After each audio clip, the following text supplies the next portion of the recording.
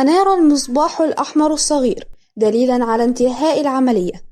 وقفت هي بقلق وتوجهت نحو الطبيب الذي خرج لتوه قائلة بقلق واضح: هي كويسة يا دكتور؟ للأسف الحادث كان جامد وإيه يا دكتور؟ المريضة دخلت في حالة غيبوبة وعندها كسور وكدمات كتير. هي حاليا في العناية المركزة لحد ما حالتها تستقر. احنا عملنا اللي علينا والباقي على ربنا. ما تنساش من الدعاء عن إذنك. مهلا، ماذا تقول؟ ولكنها كانت بخير هذا الصباح. كيف حدث هذا خلال بضع ساعات بسيطة وحسب؟ فتح ذلك الصغير عيناه ببطء. كان رأسه يؤلمه بشدة. نظر حوله. ماذا؟ أين أنا؟ وما هذا المكان المظلم المخيف؟ بدأ بالنداء بأعلى ما يمكنه قائلا: ماما، تيتا، بابا، انتوا فين؟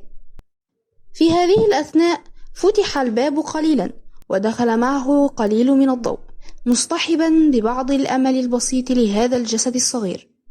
ولكن خاب ذلك الأمل حيث فتح الباب ودخل رجل غريب مخيف ضخم. يا إلهي، أنا خائف. انت نفست ولا لسه؟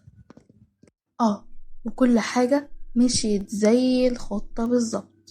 تمام، خد دول حاليا لحد ما اتأكد بنفسي ان كل حاجة تمام، ولو مش تمام انا تحت امرك اتمها من تاني.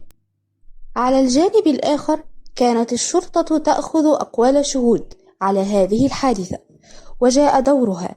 كانت في حالة يرثى لها، عيناها حمراء بشدة بسبب البكاء، وجهها شاحب للغاية، والحزن بادي عليها. اسم حضرتك؟ اسماء محمد اسماعيل. حضرتك تعرفي الضحية او تقرب لها؟ انا زميلتها في الجامعة، والنهاردة الصبح كانت اول مرة اتكلم معاها برا الجامعة، وبعدها اتفقنا هنتقابل وهي في الطريق عملت حادثة. طيب، هي ليها اعداء؟ شردت قليلا، وفجأة جاء على بالها والد أروى وزوجته التي أخبرتها عنه، فأجابت بدون تردد: كان في مشاكل بينها هي وباباها ومراته. حلوة قوي. لاحظت شكل السواق او رقم العربية؟ السواق كان لابس نظارة شمس وطاقية وملامحه ما كانتش واضحة، والعربية ارقامها كانت متشالة. واضح ان الحادث مقصود. تمام يا انسة اسماء، هناخد من حضرتك بعض المعلومات عن اروى لو تعرفيهم، ورقم تليفونك للتواصل لو حصل جديد. تمام. عيناه تشتعلان غضبا. لا يريد أمامه سوى الطريق الذي سيقوده إلى عائلته التي أخذها ذلك الوقت متوعدا له في داخله. انت اللي لعبت في عداد عمرك يا ادوارد، لازم تشيل مسؤولية اللي عملته، لان اللعب مع الوحش ما فيهوش هزار. في منزل ضخم محاط بحديقة جميلة، والأزهار برائحتها الفواحة تملأ المكان. دخلت تلك السيارة وتوقفت في الحديقة، ونزل منها شاب في الثلاثينيات تقريبا.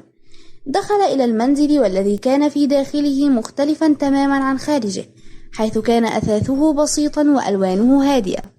صعد إلى غرفته وبدل ملابس عمله وجلس على فراشه شاردا. جرى إيه يا أخي؟ ملكش أخ صغنون تسأل عليه؟ غيث، غور من وشي دلوقتي. وبعدين هو ايه اللي اخ صغنون اسأل عليه؟ يا ابني ده انت المفروض تاخد بالك مني، مش انا اللي اخد بالي منك. قصدك ايه؟ ولا تشطر عليا ولا ايه؟ هو انا اتكلمت اصلا؟ ربنا على الظالم والمفتري. غيث، اطلع بره لحسن هطلع غل فيك. مالك يا ليث؟ مش مظبوط كده. حصل ايه في الشغل؟ ابتسم ليث على اخيه، فهو كان يعلم انه لاحظ انه غاضب وقلق، وكان يحاول المزاح وحسب. القضية المرة دي مش سهلة. في بنت خبطتها عربية، والحادث مقصود، وكمان انا عارف مين السبب فيه. والمشكلة؟ ابتسم ليث بمكر، وهنا علم غيث أنه لا ينوي خيرا للفاعل. مهلا، لا ينوي خيرا؟ أتمنى ألا يكون ما في بالي صحيحا. كان جالسا ولم تكن هي في المنزل، وقاطع تعجبه دخولها من الخارج. كنت فين يا سناء؟ عادي يعني، خرجت، كان ورايا مشوار مهم. مش مهم، المهم انك رجعتي. كنت في السوبر ماركت بشتري خضار وما لقيتش اللي كنت عايزاه. مش مهم، هبقى اجيب بكره وانا جاي من الشغل. تمام يا ايهاب. وصل إلى وجهته والغضب ظاهر على وجهه. قام بطرق باب تلك الفيلا بقوة، فتح الباب وقام بالدخول، ليجد ذلك اللعين يمسك طفله الصغير الذي يملأ وجهه دموع الخوف وفوهة مسدس ذلك الأحمق على رأسه. قال أسد بخوف: بابا. اشتعلت النار في داخله، نار تكفي لحرق العالم بأكمله، ليقول بغضب: إدوارد، لقد حذرتك من قبل، لا علاقة لعائلة بانتقامك السخيف. حقا؟ آسف، ولكني لا أذكر ذلك. إذن دعني أذكرك. خطوة واحدة وسوف تفقد صغيرك للأبد. ماذا تريد إدوارد؟ العودة لعملك، أو أن تخسر حياتك برفقة عائلتك. في النهاية الخيار عائد لك. لن أعود، وستعود إلي عائلتي. في تلك اللحظة أشار إدوارد لأحد حراسه ليحضروا زوجته ووالدته المكبلين، وأسيل تنظر لإدوارد بغضب ووعيد ظهر على ملامحها. فقال إدوارد وهو يوجه كلامه لآدم: هل ستعود أم تفقدهم جميعا؟ لن يعود، وإن كان ثمن ذلك موتي. أتسمع؟ لقد ترك ذلك العمل القذر ولن يعود له مجددا. أوه، زوجته حنونة. إدوارد، أنا أوافق، ولكن اتركهم. أوه آنسة أسيل، لابد أن زوجك قد استسلم بسهولة. آسف لتحطيم آمالك. اتركهم الآن.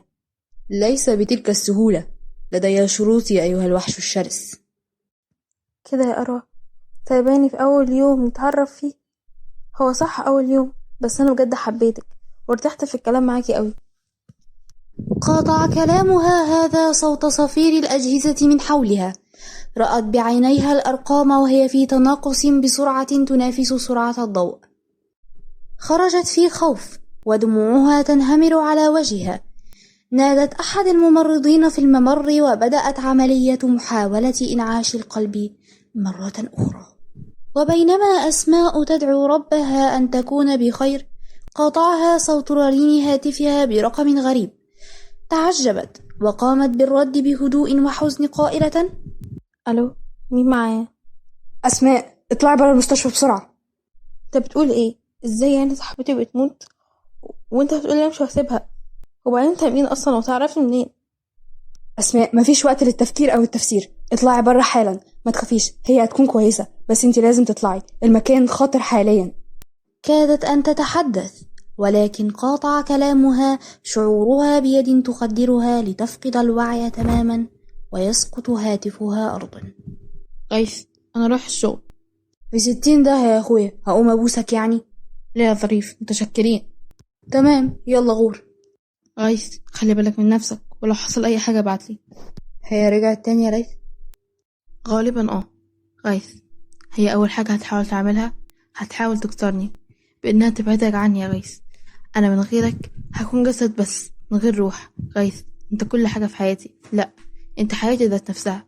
ما تبعدش عني ارجوك. ما تخافش يا ليث، انا راجل وهقدر اخد بالي من نفسي، ومعايا هنا سلاح اقدر احمي نفسي بيه.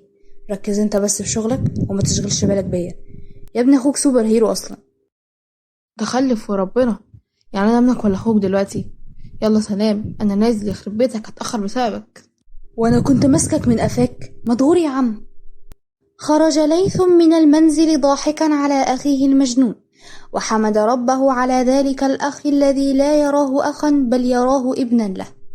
ما إن خرج ليث حتى تلاشت ابتسامة غيث متحولة إلى ملامح حزينة. صحيح إنه يحب أخاه للغاية، ولكنه كان يتمنى أبا وأما مثل كل من في عمره. لقد عاش طفولة صعبة، والآن يعيش مراهقة وحيدا. أخاه في عمله ولا أحد في المنزل غيره. آه يا أمي، آه يا أبي، لما تركتمونا؟ ألسنا أبناءكم؟ لما تركتمونا في تلك الحياة الصعبة؟ أتمنى فقط أن نعيش معا ولو للحظة، لحظة واحدة فقط، كفيلة أن تجعل سعادتي تملأ العالم أجمع. أفاق من شروده وعاد ليدرس، فهو في آخر سنوات المرحلة الثانوية. يجب عليه الاجتهاد ليصل لحلمه ويحقق هدفه كقدوته في الحياة. ليث توجه ليث للعمل، احتسى قهوته وباشر في عمله. أروى إيهاب الشافعي، أخت الصغرى لآدم إيهاب الشافعي. بس ما توقعتش يوصل بيك الحال إنك تعملي فيها كده، بس لكل غلطة عقاب، وانتي عقابك معايا كبير كبير قوي. والمتخلف اللي رمى بنته ومشي وراكي.